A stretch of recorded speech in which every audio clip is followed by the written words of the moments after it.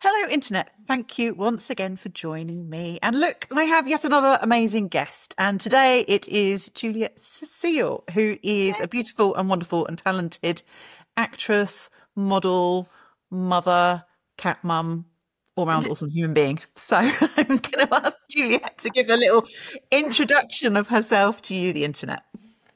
Hi. Like Jen said, this is pretty much me as, multifaceted human. I am French originally, but I live in the US now. I moved to Atlanta first to do a master's degree because I am educated. Doesn't look like it, but I am. And I was trying to hopefully become a teacher, maybe become, I don't know, a PhD researcher or something. And when I was in Atlanta, I was offered to be on a very high profile movie set because I was tall and I looked a certain way. And I was like, okay. And I did it. And I ended up working with James Gunn, and it was crazy. And I had no idea who any of these people were, but I was just like, this is where I want to be. I want to be on a movie set. I want to be a cog in the machine. I want to be part of a team, creative team. I loved it. And then after that, when my contract was up for renewal in my school, I kindly declined. Like, no. And I went to LA on vacation because I had a few friends who lived in LA and had offered me to sleep on their couch. And I did. And then I went to improv school there because I was like, all right, let's do something that I've never done before that scares the living lights out of me. And I did that. And I never stopped since. And basically, I moved here. I still have the key to the school that I used to work at. Wow. Oh, my I never went back. goodness. I But you left just on spring break, never and I started. never went back. Wow. And what were you going to be teaching? I was teaching French. I was just teaching linguistics. I was teaching all kinds of cultural stuff. I was teaching French in college, and I was doing summer camps also Wow. for little kiddos, and those were really fun. And I just felt like it was so funny because my life was finally kind of like coming together as a teacher, and I just decided to burn it all. I It's love like, that. I have a thing, I have a system. This is great. People are recognizing that I'm good at this. You know what? Scratch that. Let's just start from the bottom again. So this is kind of what happened. And then I had been modeling here and there in Atlanta because people were interested. And then I was just like, okay, I'm just kind of like floaty, like see where things are needing me. I'm not really like, I have a global picture of what I want to do, but I'm just kind of like following opportunities or whatever. So I was modeling for a while. And then when I moved here, I basically signed with an agent, went full time. And then COVID hit. Yeah. And then that was interesting. And then in 2022, I decided in August 2022, you know what? I can't get full-time results if I put in part-time effort. So I quit my job and I went full-time acting, just head in the gear. And then within a few months, I was already doing short films and I was doing commercials. I booked my second commercial, like big one, within a few weeks. And I was just like, whoa, I guess when you go full in, you go full in. It happens. And it's kind of happened since. Now it's been my life. I go full time and yeah. So is that right then, that when you were, it sounds like you've come to this later, and it was only when you went on that film set that you got the bug. So looking back to your childhood, were you putting on plays? Did you want to perform? Were you busy doing other things? No, so I grew up in a very small town and we didn't really have theater classes or even dance classes weren't really readily available. So, but I was always kind of performing, kind of. My parents would eat with their friends and I'd be like, oh, it's time to do an Elvis impression. Let's go. Or like I would do like a fashion show with my mom's fabrics. She was sewing a lot, so she had fabrics laying around. So we would like make turbans and just like do weird little shows for them. But it was never something that I thought, oh, this is going to be a thing. Because I'm a very anxious person. So theater scares me a lot. So the few times that I have tried were traumatizing because it's just too many people watching you. And I really don't enjoy that, which is why I like film much better because the Yeah. team, everybody in the room, the team, and you're doing this for one person. Yeah. Camera is the only person you care about. Kind of when you direct your thing, like your other person, you're talking to your partner and you're paying attention to them, and this is the story. And then while being kind of aware of what's happening around, but you're not doing anything for 500 people. Yeah. And you're still telling a story, and there's still all kinds of similar things happening, but theater really scares me.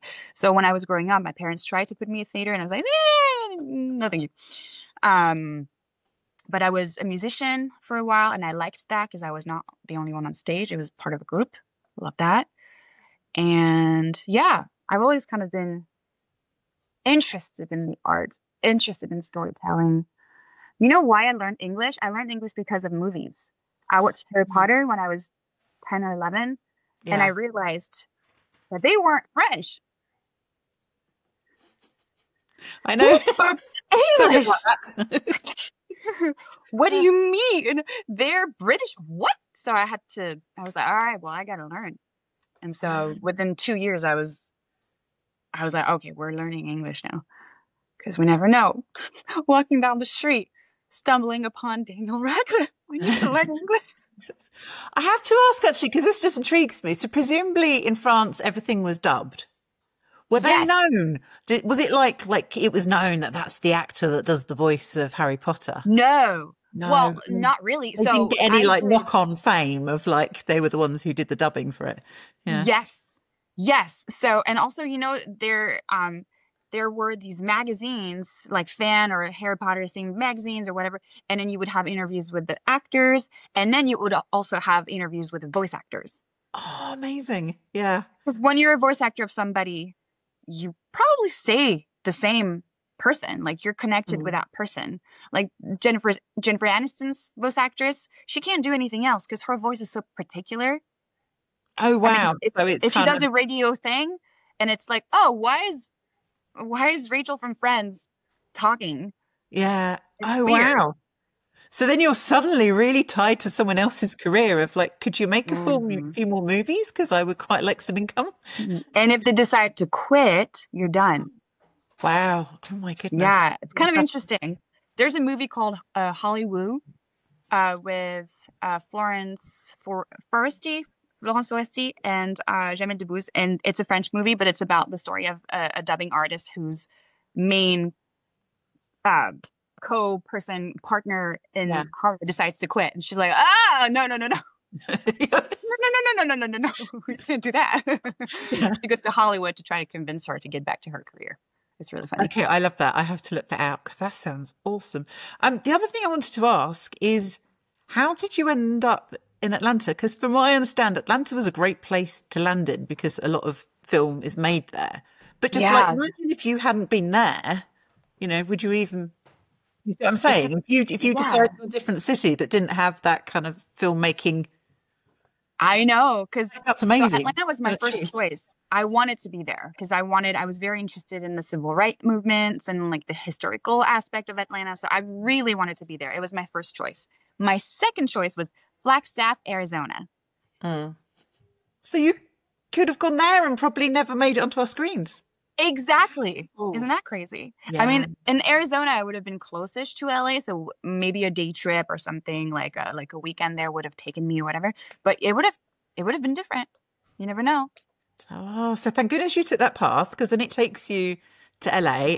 You're working as an actress. What was the first time you remember hearing about, whether it was mobisodes or verticals? Do you kind of remember when they first entered your radar? It was because I submit myself still on different platforms, and you can see the breakdowns and the projects. And I think it was like 2 years ago, I started seeing those titles, and I was like, okay. And it was saying vertical format. I was like, ooh, vertical format? And then I stayed away from them a bit because I wasn't sure what was needed from me exactly, or what, because it's tough to audition for a genre when you've never looked at it or if you're not familiar, you can't, you have to learn how the format works. And I was really not aware of it. And then I started auditioning, I think like a few months later because I was like, okay, let's give this a go. Let's see what I. And the titles are always so outlandish, and you're like, sorry, what? Hmm? Okay, so it takes you actually getting an audition and seeing what the content is it and understanding kind of what the expectations are for you to really be like, okay, this is what this is about. Got it. So am I right in thinking that your first one that you were in is Accidental Surrogate for a Billionaire? Is that correct? So no, I've done a few before, but I've done a few before. I don't remember the titles, so don't quote me on this. There's one, a Luna werewolf thing. That was my first one, and then there was I don't remember the name, but I did a few day players. Like I did at least 3 day players before that. Yeah. So I feel like it's a good way to step into it, just understanding how the whole vibe works. Because once you start doing major supporting and leads, you're doing 12 pages a day. If you don't understand how this works, you got to learn fast. But when you're a day player, you have your few lines, you understand kind of how you can walk in, slowly take your time. Okay, you get the pace, like you can observe what's going on. Yeah. And it makes the transition so much easier, I think, to me. That is so clever. I mean, presumably you got paid, but it's kind of reminds me almost of work experience or intern almost, just like that ability to just go and absorb yourself in it. Yeah. And I mean, also knowledge to then, as you said, then apply to auditions because, right, okay, I get the style now. I get what they're looking for. Yeah, because you get the tone, like understanding how people talk, because you can see a scene and play it so many different ways depending on the tone. And the vertical soap opera tone is very, very specific. And yeah, I was like, it was very helpful to kind of see the musicality of it and everything. And I mean, I'm an actor. I know how to be on set, so that was not so much of an issue. But just understanding the tone and the pacing was quite helpful. So then, I want to talk about Accidental Surrogate for a Billionaire because I love that one so much. I think a lot of people do, and it's had so many views. And I think it's one that people rewatch a lot as well, which is quite a testament. And you were absolutely fabulous in it as Rose. Now, I always love a villainess, particularly one who I think is a little hard done by. And I felt for your character in this one. I mean, as usual, she takes it too far, but she has a point. She has her whole love story. She's got her guy. She's got it all worked out. And then some young thing comes along and steals her thunder. Also, I'm just a passionate person.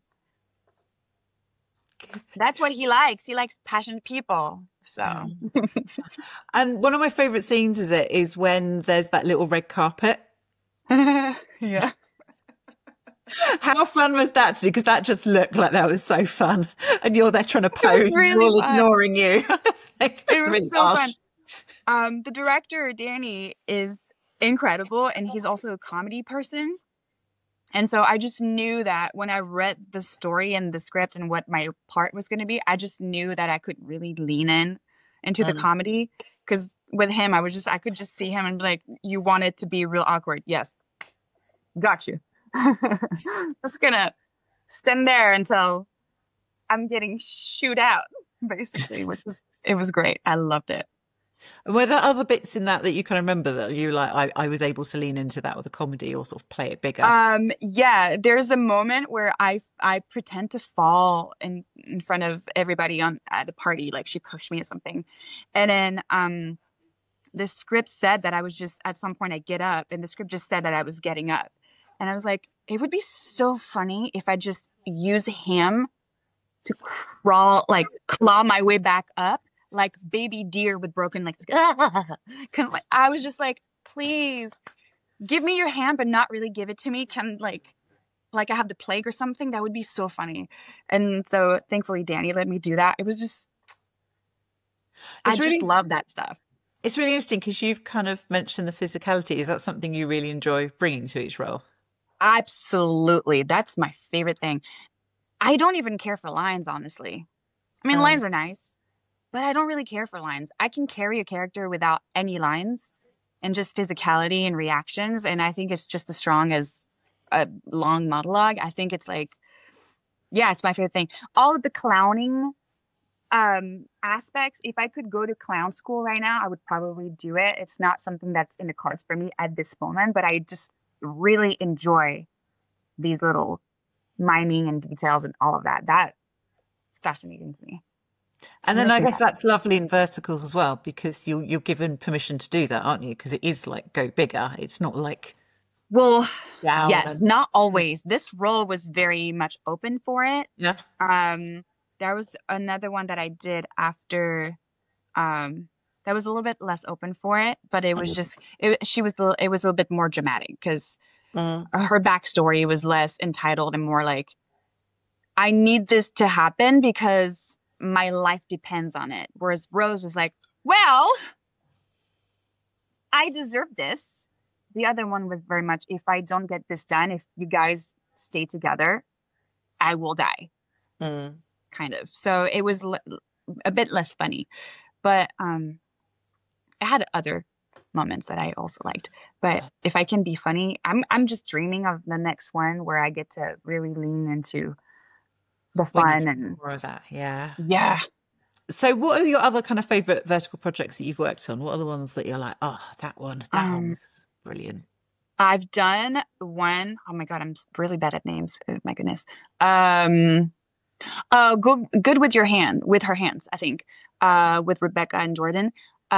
This one was great because I got to be thrown around a bit. I like stunts, I love physicality. it. Once again, I Okay. love Talk stunts. us I want through to the do like, stunts. Tell us all about the stunts.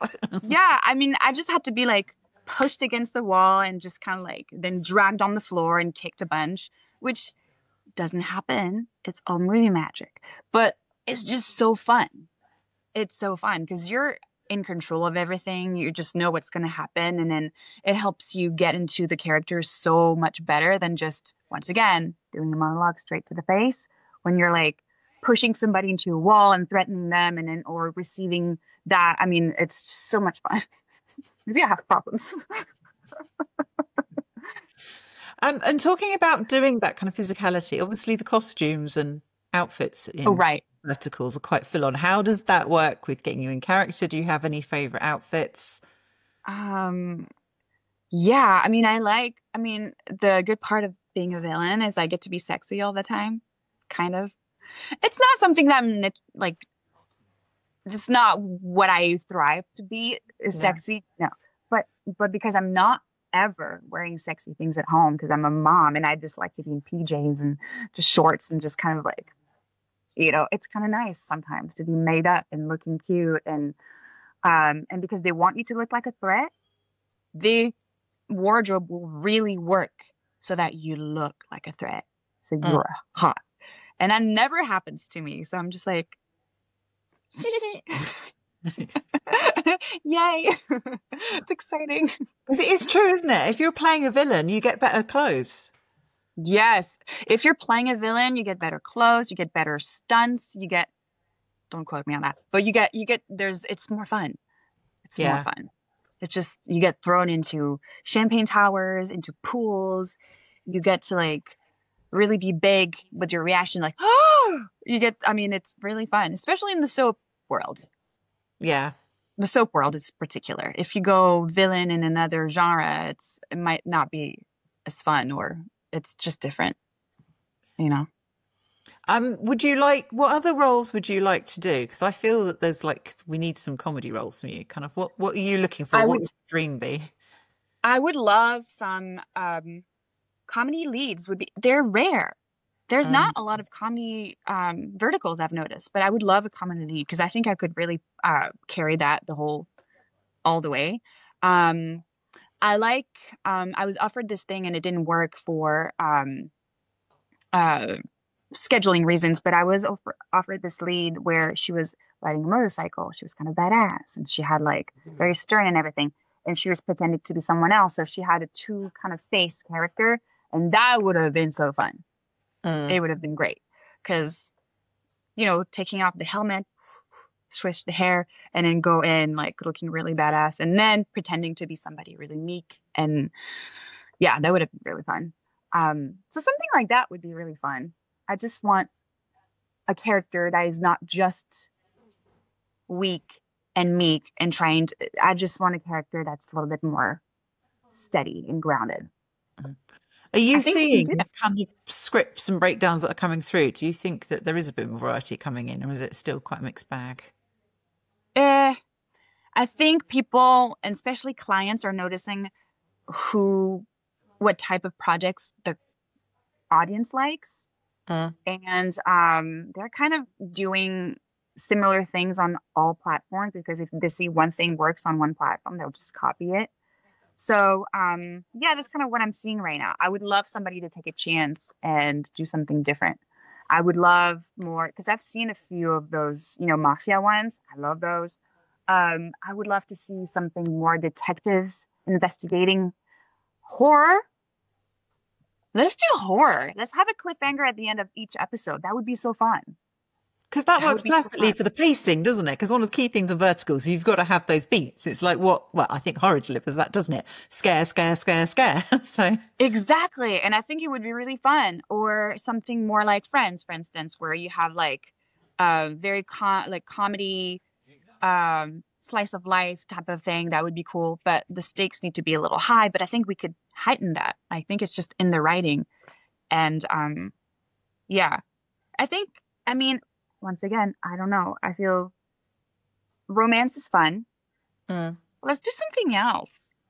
Yeah. Let's do something else. Let's do something kind of different. I want like a girls' buddy comedy. That would be amazing. I would love that. Like a road trip. Yes, exactly. Like they have to go from point A to point B and everything falls apart in the middle. And yes, will they make it? Love that. So I think that would be amazing. Just to kind of ask you about social media. Oh, yes. So do you find that kind of when people come to your social media, is it mainly vertical fans? Is it people who find you through the modeling? That's a very good question. So I've been kind of collaborating with other creators. And so sometimes I get boosts of people from other platforms. But I'm going to be honest, I have yet to find what my social media is. It was my portfolio for a long time. It was my modeling portfolio for a long time. Yeah. And I'm not really a model anymore. I mean, I am and I can, but I'm mostly an actor now. And I feel like I need to kind of switch over to that. And I think my personality needs to show through a bit more. I'm not a social media person. You don't have to be. That's not a bad thing. Oh my God. I just like, I love to be on set, and I love people telling me what to do and how to better serve the story. I'm happy to bring everything that I am and like elevate whatever we have on paper. This is why social media is so tough, because I would be producing content, and this is a lot for me. I'm learning. Yeah. And there's also a lot of self-doubt, because when you're the one green lighting content, you have to really believe in yourself. But when you're on set, people believe in you. They go, oh, that was a great take. Moving on. Yeah. I trust you. Yeah, that's true. You've got that instant feedback, haven't you? Like, yeah, I mean, if we're moving on, we're moving on. To take it where they need it. So, yeah. Exactly. And I trust the director so much.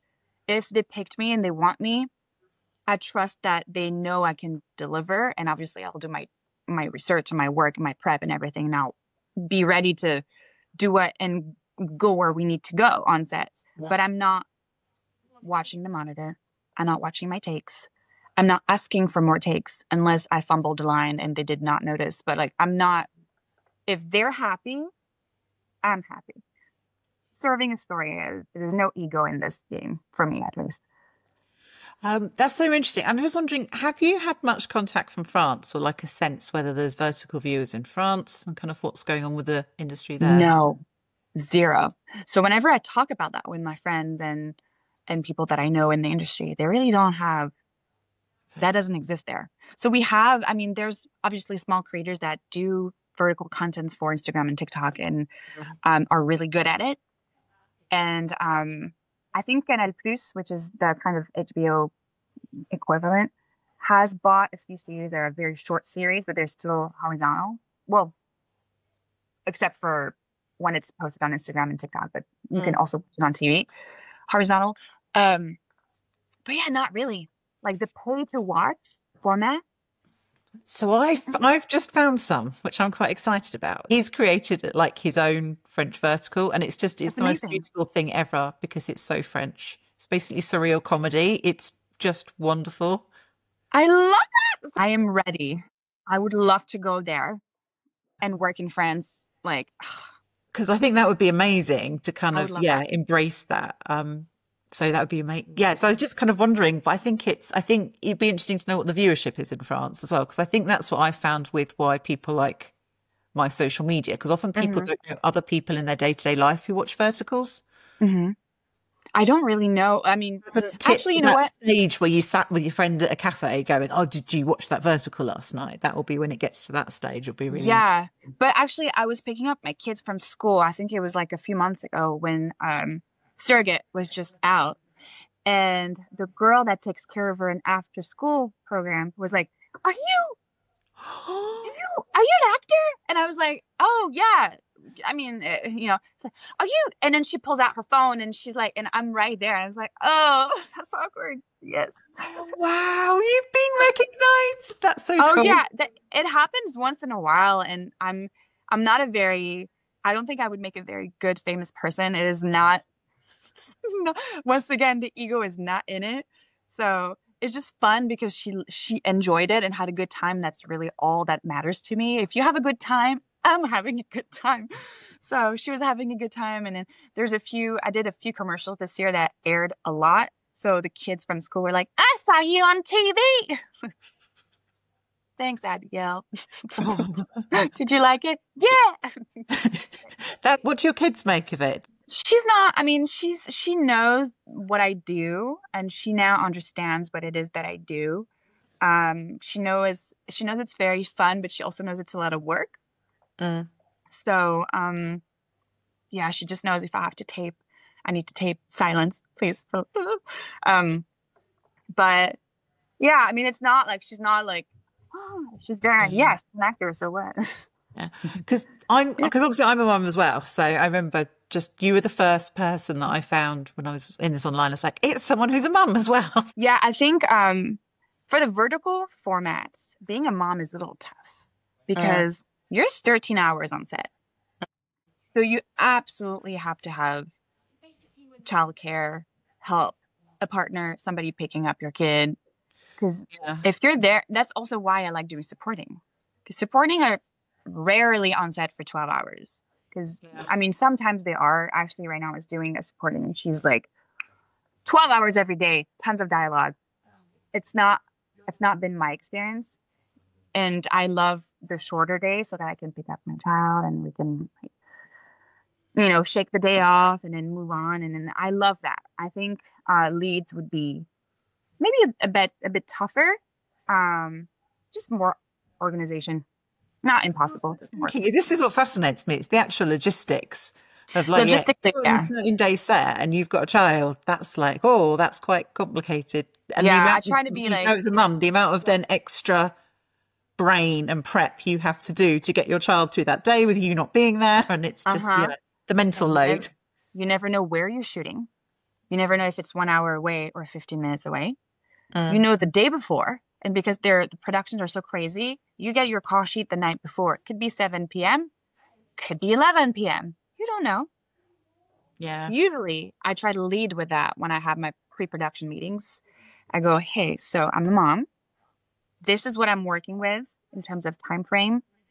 Is there any days that you're assuming maybe I might need help there and there and there? What do you think?" And usually production people have been very, very sweet and they've been like, "Oh yeah, so this is kind of what we're looking at. This is kind of what we're looking at. I think it would be safe to get a nanny for this and that." So they've been really helpful. So I haven't had any problems so far. That's brilliant. Oh, Yeah. that's so But good. you have to think about it. Yeah, Yeah, 100%. fine. I think that's it. I think it's just people realize it's just that extra huge amount of thought that you've got to put in to make And it if your kid is happen. sick, like if your kid is sick, if your school calls in the middle of the day and your kid is sick, what do you do?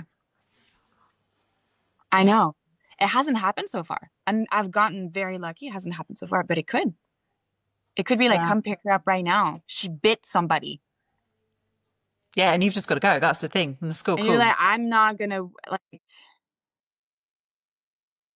so it's like, oh, what do I do? And then that's why having a support system of other actors Uh, who know the industry, who understand the struggle, be like, yeah, I'll pick her up and I'll wait for you at your home. And oh, that's amazing that it's so supportive like that. So going forward, what have you got any projects that you can share with us, vertical or otherwise, that you're like, watch out for me in this? This is very I'm awesome. shooting pilot on Ooh. Saturday. Hopefully a new vertical. So this is something that me and a few really talented people have thought of, and my friend Ezra, really thought of the concept, but then wrote it together, came up with the concept together, and we're shooting the pilot on Saturday.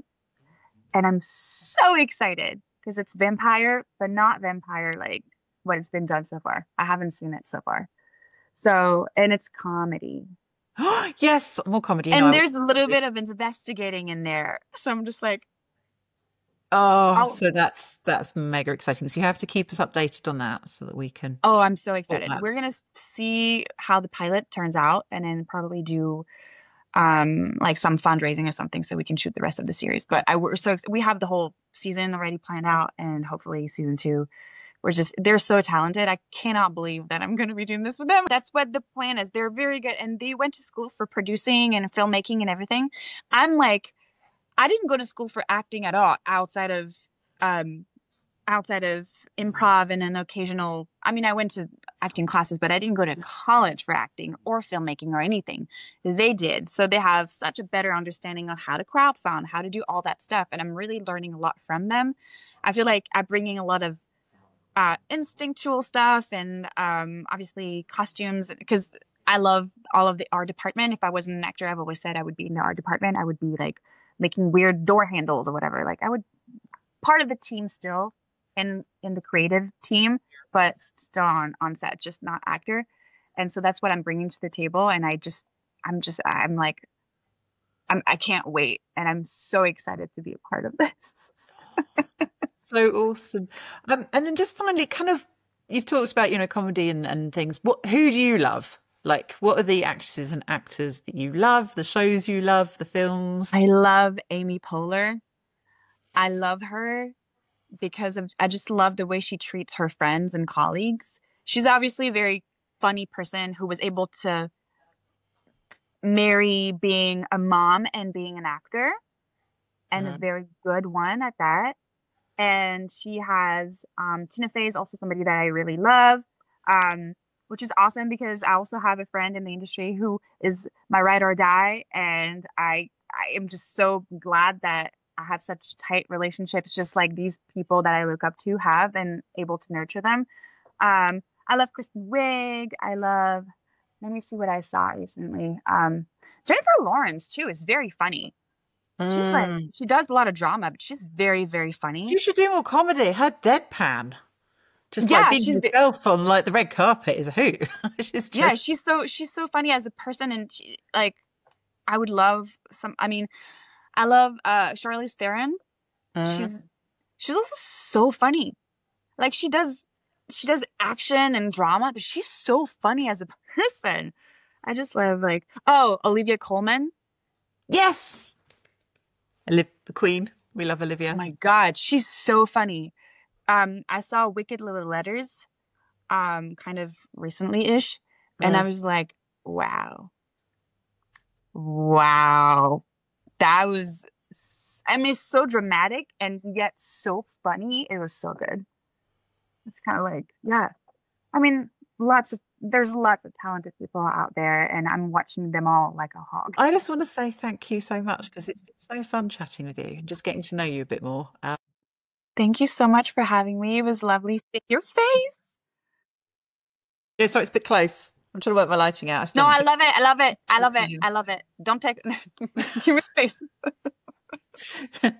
But yeah, just honestly, thank you for bringing lots of joy to our screens. And I'm so excited because you're excited about everything you've told me about this vampire project. So yes, just keep us posted.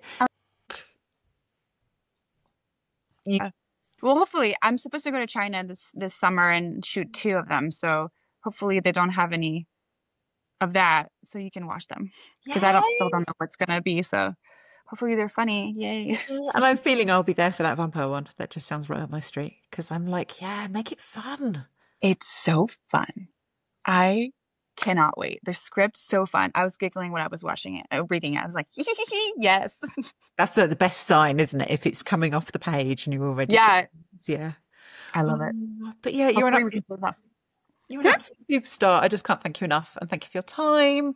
And I just also, it's just like, I just think you're awesome. Like as a fellow mum, just like Aw. you for the endless juggle and making it all look so easy. So Well, you know what it's like. So thank you for having me. Have a good night, and we'll keep in touch.